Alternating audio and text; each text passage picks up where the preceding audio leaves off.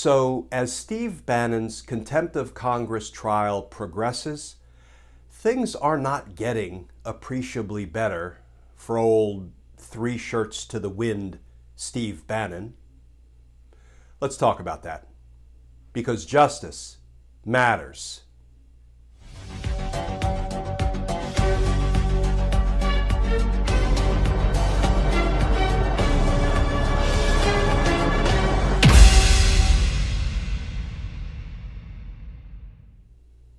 Hey all, Glenn Kirshner here.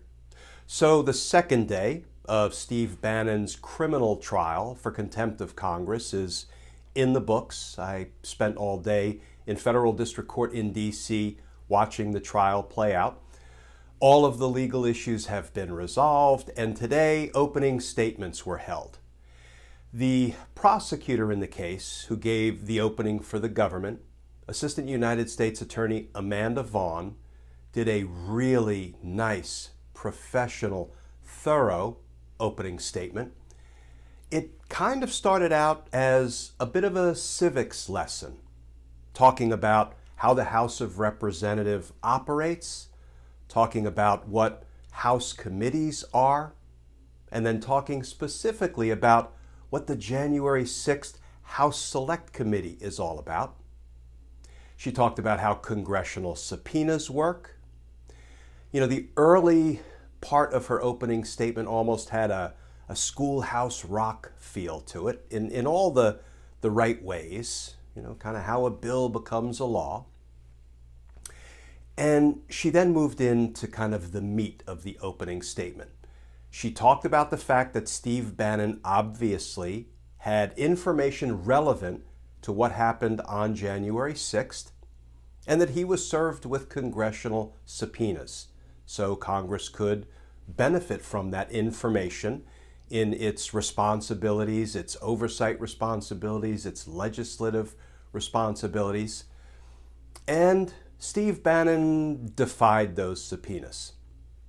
He ignored a lawful obligation to provide evidence to a lawfully constituted congressional committee.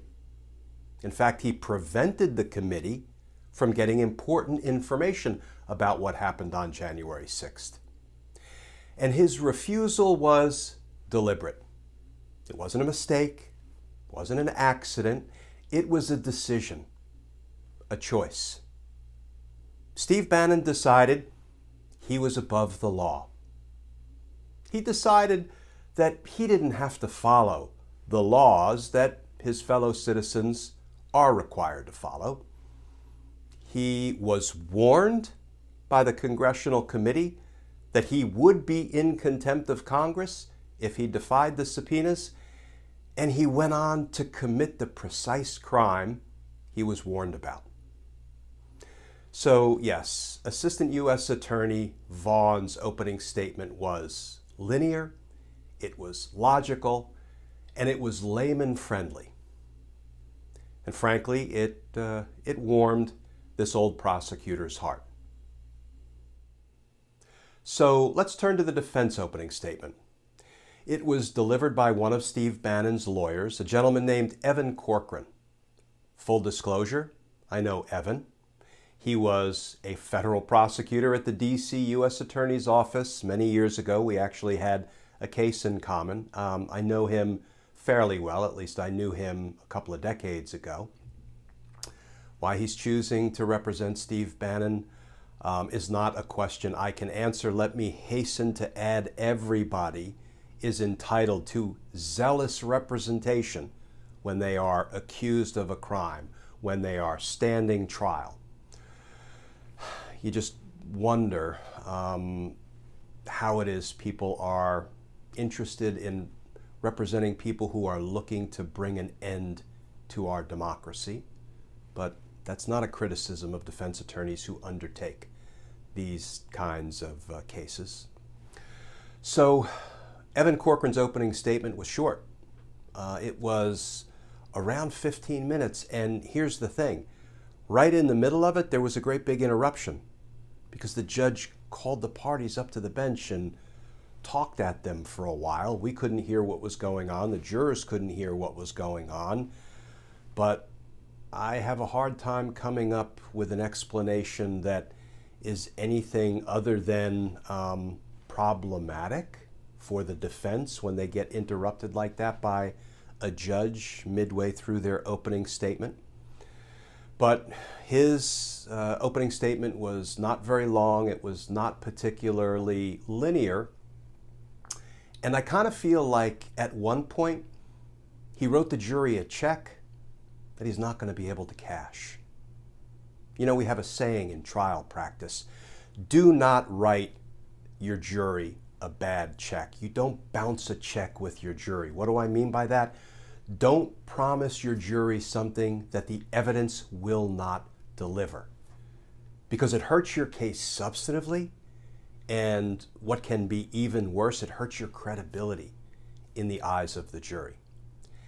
And I kind of feel like Evan Corcoran may have written a check that the evidence will not cash. For example, he said things like the dates on the subpoenas that were issued by the J6 committee to Steve Bannon weren't really fixed.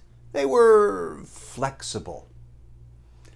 The problem is there's no indication that that is what the evidence will show. In fact, to the contrary, there's going to be testimony, it's already been previewed, that the dates were fixed and that Steve Bannon defied the subpoenas when he was due for testimony and when he was due to produce documents. Thumbed his nose at the committee, blew them off, disregarded them, violated them. They were fixed. They weren't flexible. So I think that's going to be an evidentiary challenge now that Bannon's defense team has promised the jury they were going to learn that the dates were flexible. Flexible? Not according to the committee. He also said that after the dates came and went, well, you know, Steve Bannon thought he was still negotiating with the committee a possible appearance. Of course, he never did appear. And again, I think that may be a check that ends up bouncing, because I don't believe, based on what I've heard, the evidence will support that there were ongoing negotiations after Steve Bannon defied the subpoenas. Yes, there's an indication that the committee kept saying, listen, you should really come in and testify now that you have defied the subpoenas, but that doesn't somehow negate his contempt of Congress, because the committee continued to urge him to come in and testify. You know, AUSA Vaughn had a nice comeback to that claim by the defense, that because the committee kept urging him to come in and testify, somehow that causes his earlier contempt to evaporate.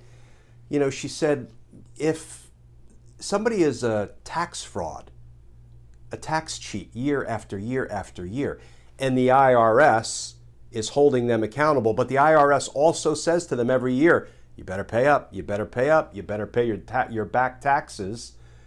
Does that mean the IRS can't charge that tax cheat for all of the years he or she committed tax crimes? Of course not. So again, I think that's a promise that the defense team will not be able to deliver on to the jury. And that becomes a problem. And then he also said something, Evan Corcoran, that I think went to kind of the lowest common denominator. He just threw a rhetorical question into the well of the court, saying to the jury, ladies and gentlemen, ask yourself, is this evidence affected by politics? A little bit of a last refuge feel there. All things considered, I think it was a very strong opening statement by the government. Yes, I'm biased. I'm a former career prosecutor. I am biased in favor of the rule of law. I'm biased in favor of accountability for folk who commit crimes. I'm biased in favor of justice. So, yes, maybe I'm inclined to be more persuaded by the prosecutor's opening than I am by Steve Bannon's defense opening. Doesn't mean I'm wrong in my assessment. But I think, based on how things are going thus far, there's a very strong likelihood that the jury will reject these arguments by the defense, will find that there's sufficient evidence to prove Bannon's guilt of contempt of Congress beyond a reasonable doubt, and he will be held accountable. And that's a good thing, because justice matters. Friends, I'll update you again tomorrow. I'll be back in court all day, seeing if Bannon chooses to go medieval tomorrow. There's been no medieval indications thus far. We'll see. And as always, please stay safe. Please stay tuned. And I look forward to talking with you all again tomorrow.